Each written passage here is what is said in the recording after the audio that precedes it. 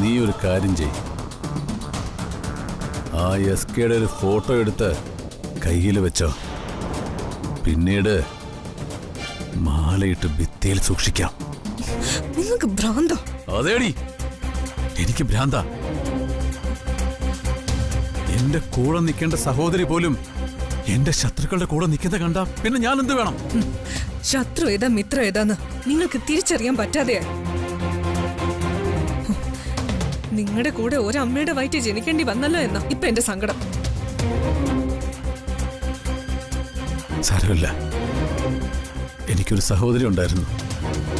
അവള് മരിച്ചുപോയെന്ന് ഞാൻ വിചാരിച്ചോളാം.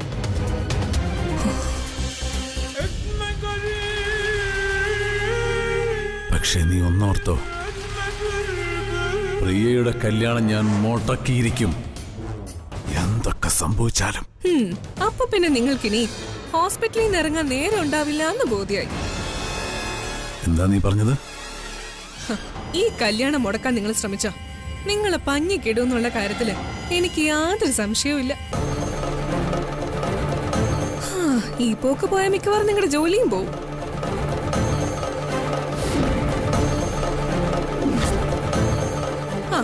പിന്നെ ശിവയുടെ ഫോട്ടോ എടുത്ത് സൂക്ഷിക്കുന്ന കാര്യം, അത് ഞാൻ എടുത്ത് സൂക്ഷിച്ചോളാം. അതിനു മുമ്പ് ഏട്ടൻ ഒരു ഫോട്ടോ എടുത്ത് വെച്ചോ. ചിലപ്പോ എനിക്ക് അതിലും മാലയിട്ട് സൂക്ഷിക്കേണ്ടി വരും. കാരണം ഇവരുടെ കൈകൊണ്ട് ഏട്ടൻ മിക്കവാറും തീരും.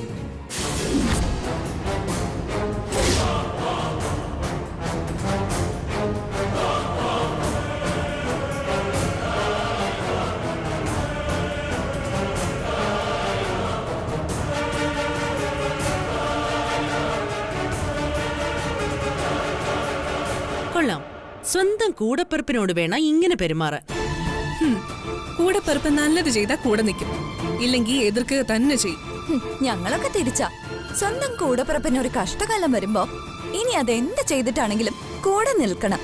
അതാ വേണ്ടത്. അഹങ്കാരം കൊണ്ട് പറ്റുന്ന അപകടങ്ങൾക്ക് ആരും ഉത്തരവാദിയായിരിക്കില്ല. എന്റെ ഏട്ടൻ ചെയ്യുന്ന തെറ്റ് എത്ര വലുതാന്ന് എനിക്ക് നല്ലതുപോലെ അറിയാം. നാളെ അയാള് ചത്താലും ജയിലിലായാലും അതൊന്നും നിങ്ങളെ ബാധിക്കാൻ പോകുന്നില്ല. പക്ഷെ എന്നെ ബാധിക്കും. കാരണം ഞാൻ അയാളുടെ കൂടപ്പിറപ്പാ. അയാളെ തെറ്റ് ചെയ്യുന്നതില് എനിക്ക് ദുഃഖമുണ്ട്. കൊള്ളാം മോളെ, സൂപ്പർ, വെരി ഗുഡ് ടോക്കിംഗ്. നീ നല്ലതുപോലെ സംസാരിച്ചു. കണ്ടു പഠിക്കട്ടെ നിന്റെ അനീതിയെ. ഇവക്കുള്ള വിവേകം ബുദ്ധിയും പോലും നിനക്കൊന്നും ഇല്ലാതെ പോയല്ലോ. മയേ, നിന്നെ ഞാൻ ഇങ്ങനെയൊന്നും അല്ല കരുതിയിരുന്നത്. ഈ വീട്ടിൽ ആദ്യമായി വന്നു കയറിയ മരുമകള് നീയാണ് ഇവരെ നേർവഴി കാണിച്ച് മുന്നോട്ട് നയിക്കേണ്ടത്. നീ തന്നെ ഇപ്പൊ തലതിരിഞ്ഞ നടക്കുന്നത്. കൂടുതലൊന്നും പറയുന്നില്ല, പൊയ്ക്കോ. അമ്മ എന്ത് പറഞ്ഞാലും ഞങ്ങൾ കേൾക്കും. ആ ജ്യോതി ഇപ്പൊ അമ്മയുടെ 2 മക്കളെയും ഗുണ്ടകളായിട്ടാ ഉപയോഗിക്കുന്നത്. അവള് പറഞ്ഞ അവര് പോയി തല്ലും വെട്ടും കുത്തും. ഡികെയും എസ്കെയും അവളുടെ ഗുണ്ടകളാണോ അമ്മേ? അവന്റെ അമ്മായിച്ചെ തല്ലിയതിന് അവന്റെ അനിയനെയും കൂട്ടിക്കൊണ്ടുപോയി അവൻ തിരിച്ചു തല്ലി. അതെന്താ കുഴപ്പം? ഒരു കുഴപ്പമില്ല. ഇനി ഇങ്ങനെ സംഭവിച്ചാൽ അവരങ്ങനെ തന്നെ ചെയ്യത്തുള്ളൂ.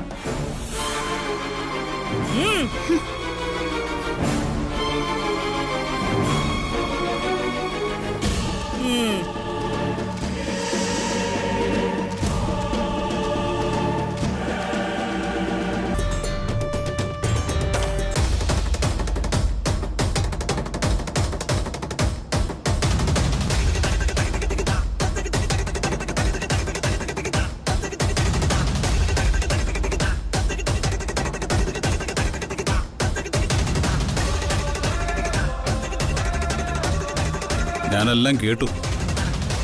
ഞാൻ അവിനാശിനെ തല്ലിയത് എന്തിനാണെന്ന് ആർക്കാ അറിയേണ്ടത്?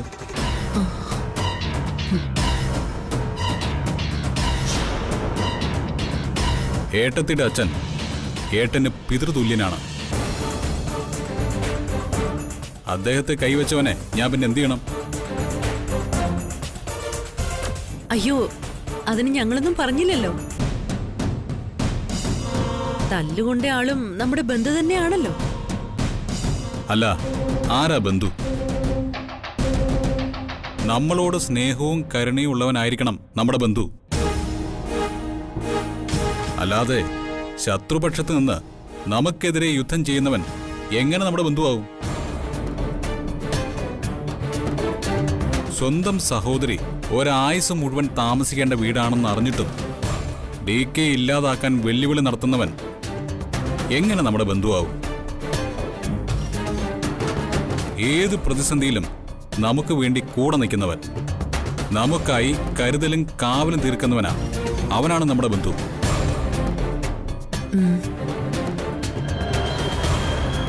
അവിനാശിനെ ഇതിലേത് ഗണത്തിൽ പെടുത്താൻ പറ്റും? അവിനാശിനെ ഈ കുടുംബത്തിന്റെ ബന്ധുവായിട്ട് ഞാൻ ഒരിക്കലും കണ്ടിട്ടില്ല. എന്റെ ഏട്ടനെ കുത്തിക്കൊല്ലാൻ കത്തി കൊടുത്തുവിട്ടയാൾ എങ്ങനെ നമ്മുടെ ബന്ധുവാകും? മായയ്ക്കും താരയ്ക്കും അയാൾ ബന്ധുവാണോ? ഞങ്ങൾക്കോ? ഏയ്, ഒരിക്കലുമല്ല. ഞങ്ങൾക്ക് അവിനാശിനോട് ഒരു പ്രത്യേക താല്പര്യവും ഇല്ല. നേരത്തെയും ചിത്രയുടെ സഹോദരൻ എന്ന പരിഗണന മാത്രമേ ഉണ്ടായിരുന്നുള്ളൂ, അല്ലേ താരെ? അതെ അതെ. DK കൊല്ലാൻ ശ്രമിച്ചപ്പോഴേ ഞങ്ങൾ അവിനാശിന്റെ പേര് വെട്ടിയതാ, അല്ലേ മായജി? പിന്നല്ലാതെ. ഒരമ്മയുടെ വയറ്റിൽ ജനിച്ച കൂടപ്പറപ്പായ ചിത്ര പോലും അയാളെ ഇപ്പൊ സഹോദരനായിട്ട് കാണുന്നില്ല.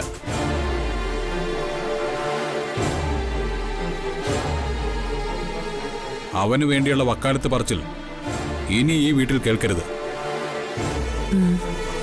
അങ്ങനെ പറയുന്നവരും ഈ വീടിന്റെ ശത്രുക്കൾ തന്നെയാ.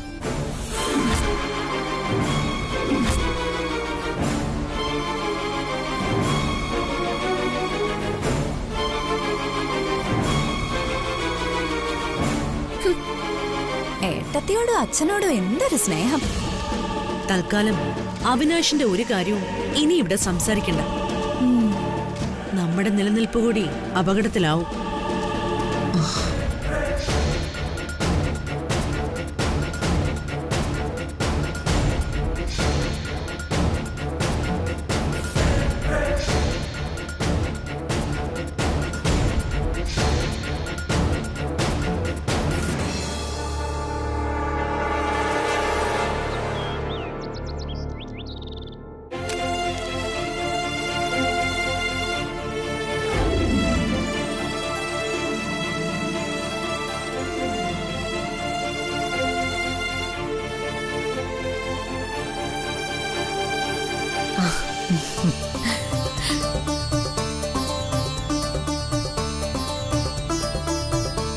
ഇന്നത്തെ കാലത്ത് കുറി കൊടുത്ത് ആരെയും നേരിട്ട് പോയി വിളിക്കേണ്ട കാര്യമില്ല. എല്ലാരെയും ഫോണിൽ വിളിച്ചു പറഞ്ഞാൽ മതി. മതി മതി. കുറി കൊടുത്ത് വിളിക്കേണ്ടവരെ കുറി കൊടുത്ത് തന്നെ വിളിക്കണം.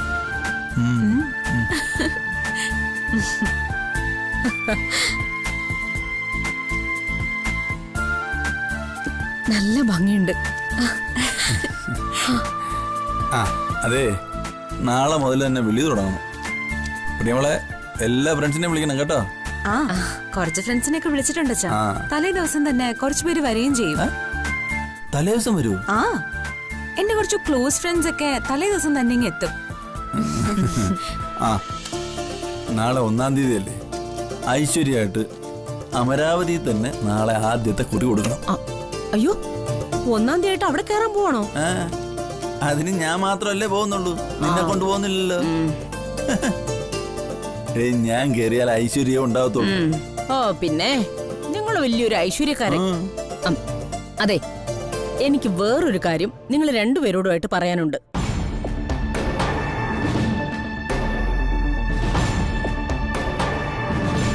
കല്യാണം വിളിക്കാനും അതിനും ഇതിനും ഒക്കെ ആയിട്ട് രണ്ടുപേരും വണ്ടിയൊക്കെ എടുത്ത് ഇറങ്ങി നടക്കുന്നതൊക്കെ കൊള്ളാം. പക്ഷേ സൂക്ഷിക്കണം. അല്ല, നീ എന്താ പറഞ്ഞു വരുന്നത്? പറയാനുള്ളത് ഞാൻ പറഞ്ഞു. അവിനാശിന്റെ കാര്യം മറന്നു പോകരുത്. അമ്മ പറയുന്നതിലും കാര്യമുണ്ട് അച്ഛാ. അവനിപ്പോ ഭ്രാന്ത് പിടിച്ചിരിക്കുക. എനിക്ക് നല്ല ടെൻഷനുണ്ട്. മോക്ക് ഒരു ടെൻഷനും വേണ്ട. അതിനെ കുറിച്ചൊന്നും മോളിപ്പോൾ ആലോചിക്കുകയും വേണ്ട. കല്യാണം നല്ല ഭംഗിയായിട്ട് നടക്കും. നമ്മൾ ആരോടും ഒരു ദ്രോഹം ചെയ്തിട്ടില്ലല്ലോ മോളെ. ഈശ്വരൻ നമ്മളെ കൈവിടില്ല.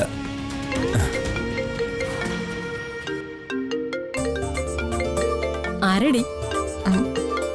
ആരാ മോളെ? രാജീവേട്ടനാ. രാജീവോ? ഹലോ. ആ കണ്ടില്ലേടി അവളുടെ മുഖത്തുള്ള സന്തോഷം? പഴയതൊന്നും അവളുടെ ജീവിതത്തെ ബാധിക്കാതിരുന്നാൽ മതിയായിരുന്നു. അല്ല, എല്ലാം നീയും അവളും കൂടെ വരുത്തി വെച്ച വിന തന്നെയല്ലേ? അതൊന്നും ഇനി പറഞ്ഞിട്ട് കാര്യമില്ല സുധേട്ടാ. സംഭവിക്കാനുള്ളതൊക്കെ സംഭവിച്ചു. അതിന്റെ കുറച്ചൊക്കെ നമ്മൾ അനുഭവിക്കുകയും ചെയ്തു. ഇനി എങ്ങനെയെങ്കിലും ഈ കല്യാണം ഒന്ന് നടന്നു കണ്ടാ മതിയായിരുന്നു.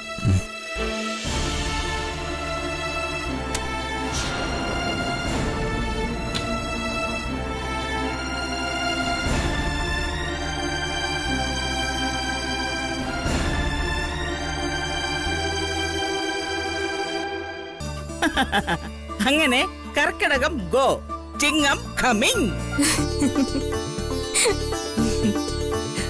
അങ്ങനെ മഴ മന്ത് പോയി. ഇനി മാവേലി മന്ത് കമ്മിങ്. അമ്മ എന്താ പറഞ്ഞ? മാവേലി മന്ത്? എടി, മാവേലി മന്ത് എന്ന് പറഞ്ഞാൽ ചിങ്ങമാസം. ഓ അങ്ങനെ. ഇക്കൊല്ലം ഓണവേ ഫസ്റ്റിലാ. ഫസ്റ്റിലോ? അതേടി മോളെ, ഇക്കൊല്ലം ഓണം ചിങ്ങം ആദ്യ. മനസ്സിലായോ? അതെ, സ്കൂളിൽ പോകുമ്പോഴേ ഇംഗ്ലീഷ് പഠിക്കണമായിരുന്നു. കഴിഞ്ഞ ഓണം നമ്മൾ അടിപൊളിയായിട്ട് ആഘോഷിച്ചതാ. അമ്മേ, ഈ ഓണത്തിന് എന്താ അമ്മയുടെ പ്ലാൻ? നാളെ ചിങ്ങം ഒന്നായിട്ട് കൈനീട്ടം തരുന്ന ചടങ്ങില്ലേ അമ്മേ? കൈനീട്ടമൊക്കെ എല്ലാവർക്കും തരാം. പക്ഷെ അതിനു മുൻപ് എനിക്ക് എല്ലാരോടും ചിലത് പറയാനുണ്ട്. അമ്മയ്ക്ക് ഞങ്ങളോട് എന്താ പറയാനുള്ള?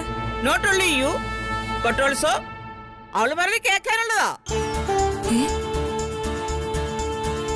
അതുകൊണ്ട് ആദ്യം ഒരു മീറ്റിംഗ് വിളിക്കണം, എന്നിട്ട് ഐറ്റൽ. എന്നാ പിന്നെ ഇപ്പൊ തന്നെ എല്ലാരും വിളിക്കട്ടെ. Call the peoples.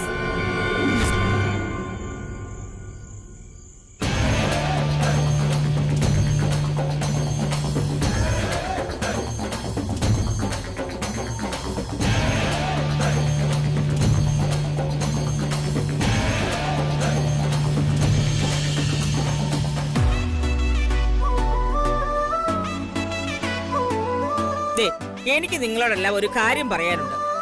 ടുമാറോ ചിങ്ങം 1 വരാൻ പോകുന്നത് ഓണവാ. ഇതുവരെ നിങ്ങൾ തമ്മിൽ പല ഫൈറ്റുകളും നടന്നിട്ടുണ്ട്. ഇന്നത്തോടെ എല്ലാ പിണക്കങ്ങളും സ്റ്റോപ്പ് ചെയ്യണം.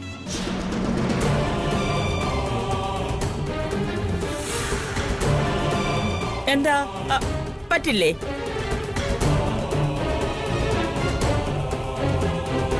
അല്ല, എന്താ ആരും ഒന്നും റിപ്ലൈ തരാത്തത്? അതോ ഇനിയും പരസ്പരമുള്ള ശത്രുതയും ചുമന്നുകൊണ്ട് മുന്നോട്ട് പോകാനാണോ നിങ്ങളുടെ ഉദ്ദേശം? മായ, എന്താ വാട്ട് ഈസ് യുവർ അഭിപ്രായം? ഞാൻ ആരോടും ഒരു വഴക്കിനുമില്ല. അമ്മ പറയുന്നത് കേൾക്കാൻ എനിക്ക് ഒരു വിഷമവും. അപ്പൊ താരക്ക് വിഷമമുണ്ടോടി? അയ്യോ ഇല്ല, എന്ത് വിഷമം? അമ്മ പറയുന്ന പോലെ ഉള്ളൂ. എനിക്ക് എന്ത് കാര്യം? അപ്പൊ നിനക്കോ? ഇല്ല ഇല്ല. അപ്പൊ നിനക്കോടാ? എനിക്ക് ഇല്ല. അപ്പൊ ജ്യോതിക്കോ? അമ്മേ, എനിക്ക് ഇവരോട് ആരോടും ഒരു പരാതിയില്ല. Your matter I am sure. പക്ഷെ ഇവരുടെ matter I am no okay.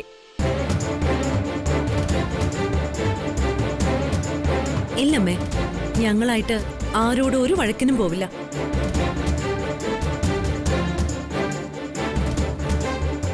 മായേ, Jyothi your അമ്മായിയമ്മ. മൈ സൺ ഈസ് വൈഫ്, മരുമോൾ ഓഫ് അമരാവതി.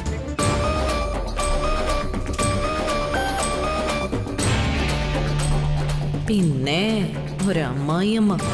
ഒത്തുതീർപ്പ് ചർച്ചയ്ക്ക് വിളിച്ചത് ഇവളുടെ ബുദ്ധിയാണോ? ആയിരിക്കും. നിങ്ങൾ തമ്മിൽ എന്നും ഹാപ്പി ആയിട്ട് ജീവിക്കണം. അതാണ് എന്റെ ഹാപ്പി. ജ്യോതി, മായേ, നിങ്ങൾ തമ്മിൽ ഷേക്ക് ഹാൻഡ് കൊടുക്കും. പിണക്കം ഗോ, ഹാപ്പി കം. അമ്മ, ഇതെന്താ സന്ധി സംഭാഷണോ? അതോ ഇനി ഒരു യുദ്ധം ഉണ്ടാവില്ലെന്നുള്ള കരാറാണോ? നോ ചിത്ര, നീ ഷെയ്ക്കാൻഡ് കൊടുക്കണം. താരെ ചിത്രക്ക് ഷെയ്ക്കാൻഡ് കൊടുക്ക്. അതെ, അമ്മ വിഷമിക്കേണ്ട, ഞങ്ങൾ തമ്മിൽ ഒരു പ്രശ്നവുമില്ല. ഉണ്ടോ താരേച്ചി? ഇല്ലല്ല, നമ്മള് തമ്മിൽ എന്ത് പ്രശ്നം? അപ്പൊ പിന്നെ എല്ലാരും ഹാപ്പി ആണല്ലോ. നാളെ മുതൽ നമ്മുടെ വീട് ഒരു സ്വർഗമായിരിക്കണം. ആകുലോ അല്ലേ? പിന്നല്ലാതെ. അപ്പൊ പിന്നെ ഷെയ്ക്കാൻഡ് കൊടുക്കും ബേട്ടീസ്.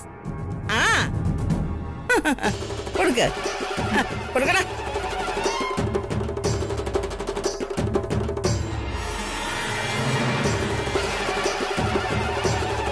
ഇതുകൊണ്ടൊന്നും നിന്നോടുള്ള എന്റെ വൈരാഗ്യം തീരാൻ പോകുന്നില്ലടി. നിന്റെ മനസ്സിൽ നിന്നൊന്നും പോവില്ലെന്ന് എനിക്കറിയാടി. തൽക്കാലം ഇത് നിനക്കൊക്കെ നന്നാകാനുള്ള ഒരവസരമായിട്ട് കണ്ടാ മതി.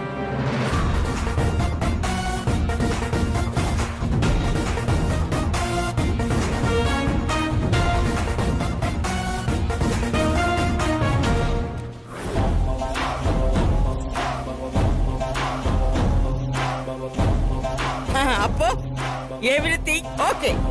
ഈ ഓണം നമ്മൾ അടിച്ചു പൊളിക്കും. ഓക്കെ? മൈ ലിറ്റിൽ കണ്ണ, എല്ലാം നീ ഹാപ്പി ആക്കി തരണേ.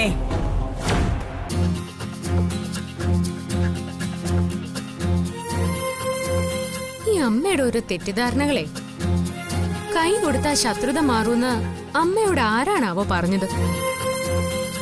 അമ്മയുടെ നിർബന്ധത്തിന് വഴങ്ങി കൈ കൊടുക്കുമ്പോഴും അവളുമാരുടെ ഉള്ളില് ഇവൾക്ക് എങ്ങനെ പണി കൊടുക്കാം എന്നായിരുന്നു ചിന്ത. അതെനിക്ക് അവരുടെ മുഖത്ത് കാണായിരുന്നു. യുദ്ധങ്ങളും വഴക്കുകളൊന്നും എല്ലാ കാലത്തേക്കുള്ളതല്ല. പരിഹരിക്കപ്പെടേണ്ട സമയത്ത് അതൊക്കെ പരിഹരിക്കുക തന്നെ വേണം. അതൊക്കെ വീട്ടിലായാലും പുറത്തായാലും. പുതിയ വർഷങ്ങൾ വരുമ്പോൾ പുതിയ സന്തോഷങ്ങളും വരണം. മക്കളും മരുമക്കളും എല്ലാം എനിക്കൊരുപോലെയാ. ഈ വീട്ടിൽ ജീവിക്കുമ്പോൾ എല്ലാവരോടും ഒരുമിച്ച് സഹകരിച്ച് വേണം ജീവിക്കാൻ. എനിക്കതില് ബുദ്ധിമുട്ടൊന്നുമില്ല. പക്ഷെ അവരും കൂടി അങ്ങനെ ചിന്തിക്കണ്ടേ? പിന്നെ ഈ സ്നേഹവും സഹകരണവും ഒക്കെ കൊടുത്താൽ മാത്രമേ തിരിച്ചു കിട്ടൂ. ഈ പറഞ്ഞത് നിങ്ങൾക്കും കൂടി ബാധകമാ. ഓ, അതിനിടയിലും എന്നെ കുത്താനുള്ള സൂചി കിട്ടുമെന്നാണല്ലേ നീ നോക്കുന്നത്? അതെ, കുത്തേണ്ടി വന്നാ കുത്തണമല്ലോ.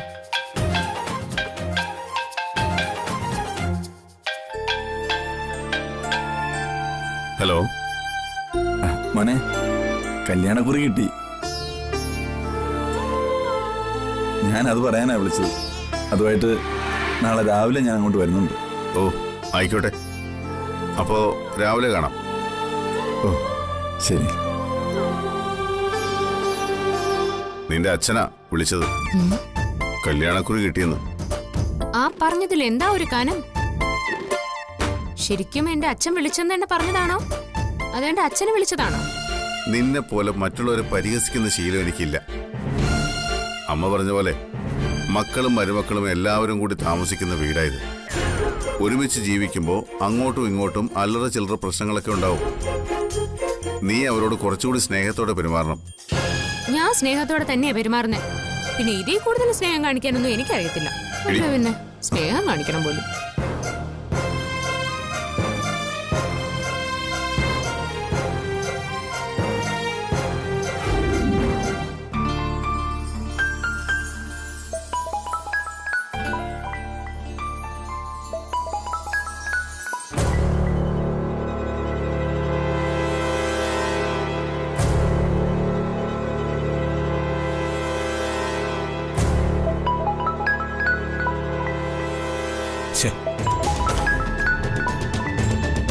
ഹലോ ഹലോ, ആരാ? ഹലോ, ഇത് ആരാണെന്നാ ചോദിച്ചത്. നിങ്ങളെന്തിനാ ഫോൺ വിളിച്ചിട്ട് ഇങ്ങനെ മിണ്ടായിരിക്കുന്നത്? ഒന്നുകിൽ സംസാരിക്കണം, അല്ലെങ്കിൽ ഫോൺ വെച്ചിട്ട് പോണം.